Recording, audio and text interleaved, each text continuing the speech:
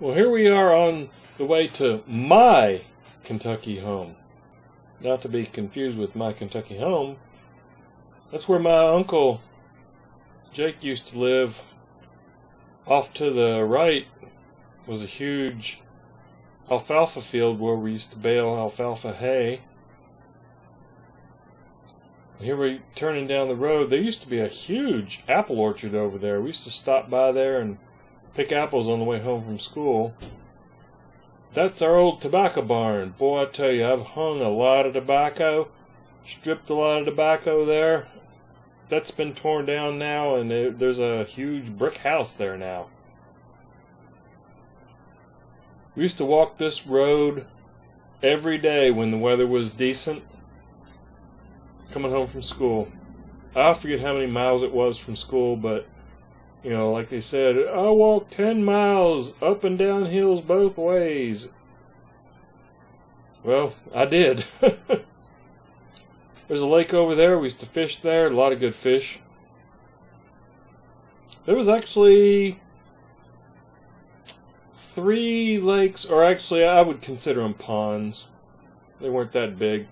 There was 3 ponds on this property. Actually, we got a lot of turtles out of them.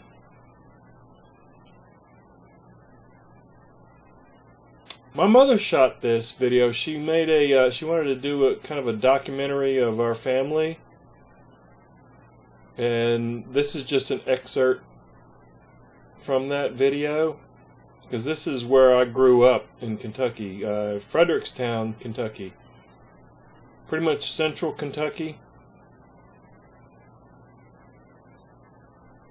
It must have been late fall when she shot this, because there's no leaves on the trees. Actually, over to the left, my uncle used to raise pigs, and man, he made the best country hams. And it was probably because those pigs were all free range. They would eat the acorns from the oak trees and stuff, and man, he made the best country hams. There's the house. Didn't look like that when we moved into it. Used to be a fence along there because this was a dairy farm, and we always had to keep the fence closed or else the cows would get into the yard. That used to be our garden. It was huge. My father would plant, I don't know, a couple 100 tomato plants because he just loved homegrown tomatoes and tomato juice. That was our shed. I think it originally was a meat house. Perfect for curing hams. Back there was a gigantic cornfield. Used to be a fence all around this. Not anymore. And that was my playground. Literally thousands of acres to roam. Looks like they have a fence up there. They might still have some cows up there. I don't know. Boy, we used to sleigh ride down that in the wintertime when there was enough snow. You talking about flying. And over there, me and my brother built a fort, and we used to camp out there a lot. We used to actually take these trees, those were our Christmas trees. We'd cut one of those down. Here we are at the top of the hill. There's the house. And right in front of it was the garden. You can see how big that garden is. And back over there, sorry for the whiteout, but my mom shot this on an old VHS camera probably over 10 years ago. But I remember one year that river back there flooded, and it flooded really bad.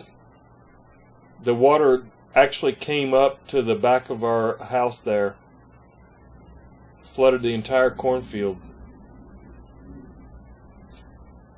Now, my parents actually made it back into the woods to try to find something, what we call our family tree. And there it is. When we first moved down here in, I think 1967, me and my father and brother were out, just kind of hiking around, and we found this really cool birch tree.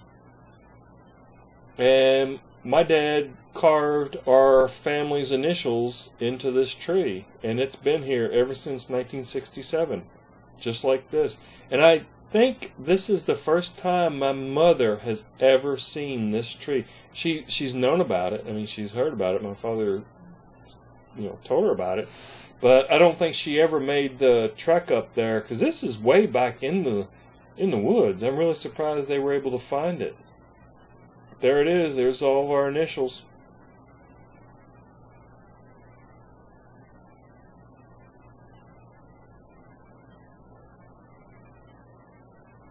And it didn't do the tree any damage. The tree's been thriving, all this time.